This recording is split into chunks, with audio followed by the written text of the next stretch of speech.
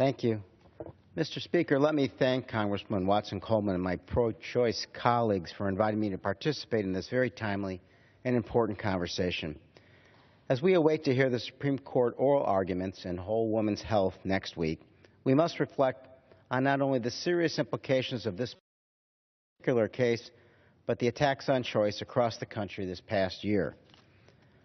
The case against Whole Woman's Health threatens to take the number of clinics in Texas down from 19 to just 10 clinics for the 5.4 million women of reproductive age in Texas. It will also set a legal precedent for years, perhaps decades, to come and shape the continued debate on a woman's right to choose.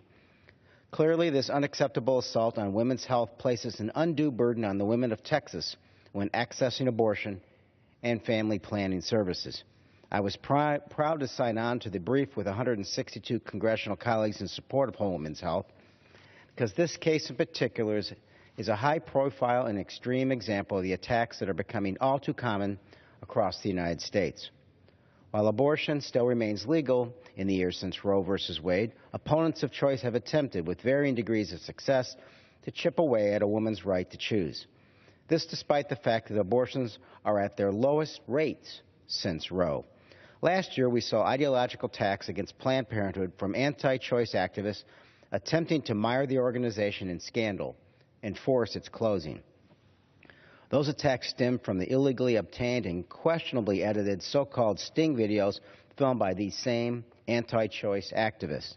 Unsurprisingly, Planned Parenthood has been cleared of any wrongdoing in every state that has conducted an investigation. And to top it off, a grand jury in Missouri has indicted those responsible for filming the videos. It goes to show this campaign against Planned Parenthood has been nothing less than a fraud.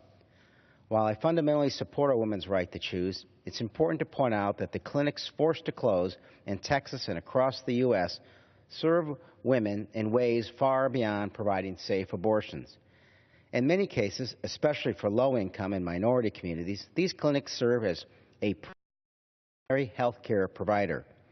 The services they provide include birth control, STD testing, cervical screenings, mammograms, counseling, and health education. And it's crucial that we understand reproductive rights and choice is not a women's issue. It's a civil rights issue, and it's an American issue.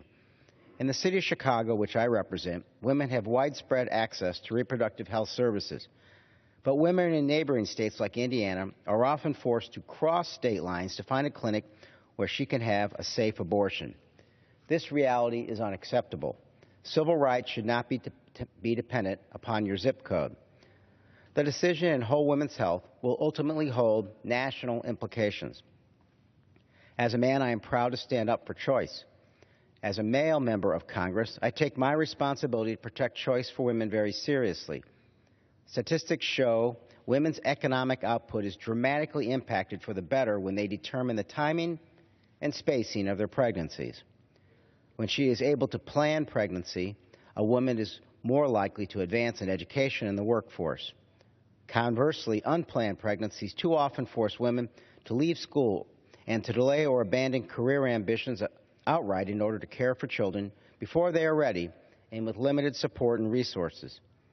In order for our society to ever truly be equal, women must have control of their bodies and determine with their partner if and when they want to have children. Here in Congress, most of us were afforded the right to plan our families. Should we deny this right to the constituents we serve? The future of millions of young women depend on the decision to be handed down in cases like Whole Women's Health. And it is my sincere hope that the court remains consistent in recognizing a woman's right to privacy, protects her right to make her own choices about her health. Thank you, and I yield back.